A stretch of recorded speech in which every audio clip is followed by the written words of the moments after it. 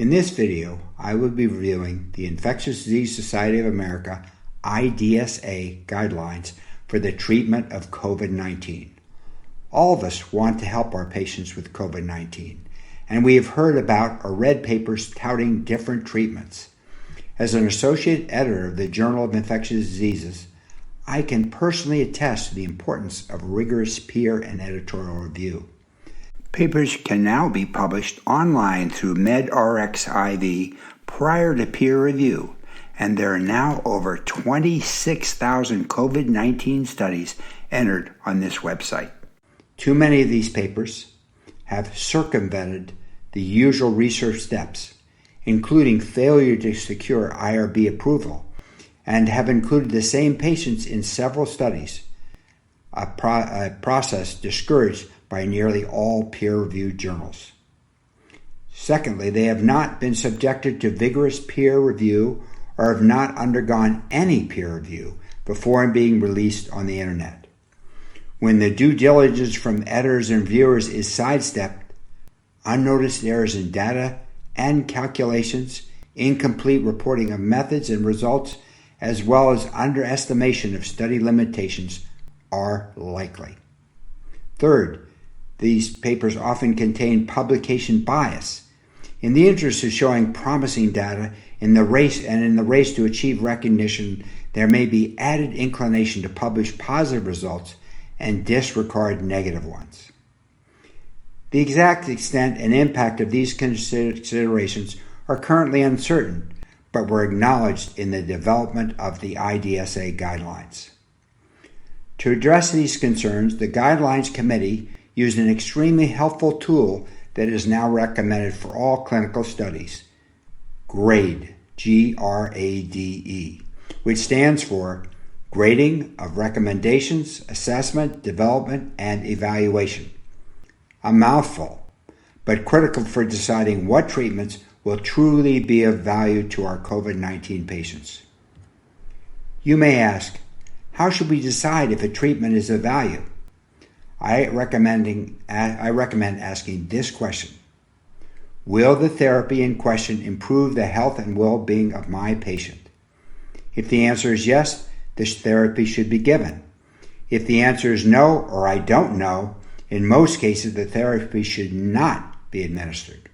When the answer is I don't know, the treatment should only be ordered if the patient is placed in a controlled clinical trial and a specific consent form approved by the IRB has been signed by the patient following a clear explanation of the risks and benefits of that treatment.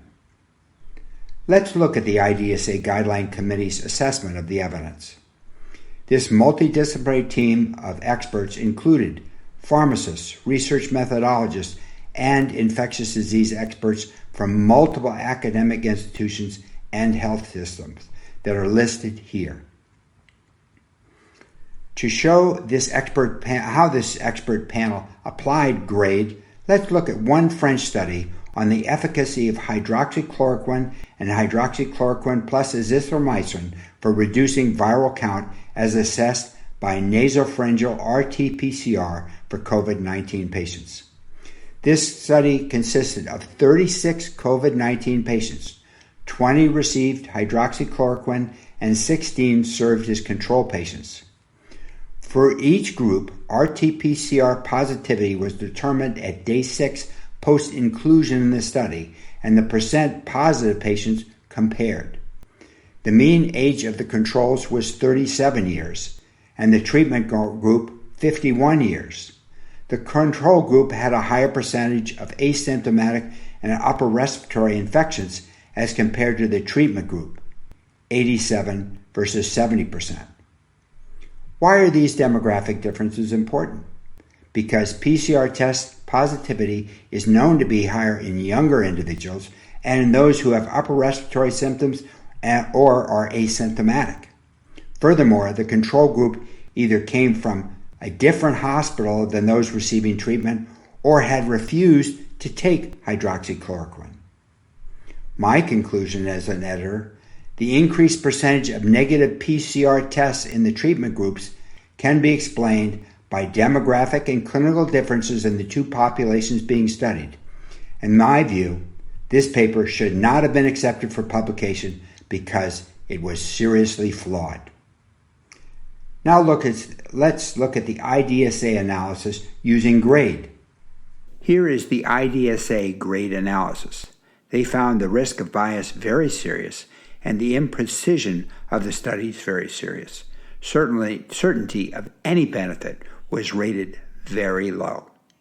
Subsequent analysis after 5 randomized trials, there is now moderate certainty that this drug is of no benefit, with a trend toward higher mortality in the treatment group, i.e. potential harm. For remdesivir, evidence for reduced mortality remains at low certainty, while there is moderate certainty that remdesivir shortens recovery time. There have been only 3 randomized trials to date. The IDSA suggests remdesivir for patients with mild to moderate disease who are at high risk for severe COVID-19, and also recommend remdesivir rather than no treatment for severe COVID-19 in hospitalized patients with a O2 saturation of less than or equal to 94% on room air. They do not recommend routine initiation of remdesivir among patients on invasive ventilation or ECMO. For corticosteroids, there is high certainty that dexamethasone reduces mortality and moderate certainty that this treatment shortens hospital stay. The IDSA recommends dexamethasone for patients with critical COVID-19 and suggests dexamethasone for patients with severe COVID-19. Dexamethasone should not be given to patients who have a normal oxygen saturation. For the IL-6 inhibition by tocilizumab, there is moderate certainty of benefit. There have been 8 randomized clinical trials, all without serious bias. The improvement after treatment is modest, reducing the relative risk of mortality to 0.91 and risk of clinical deterioration to 0.83.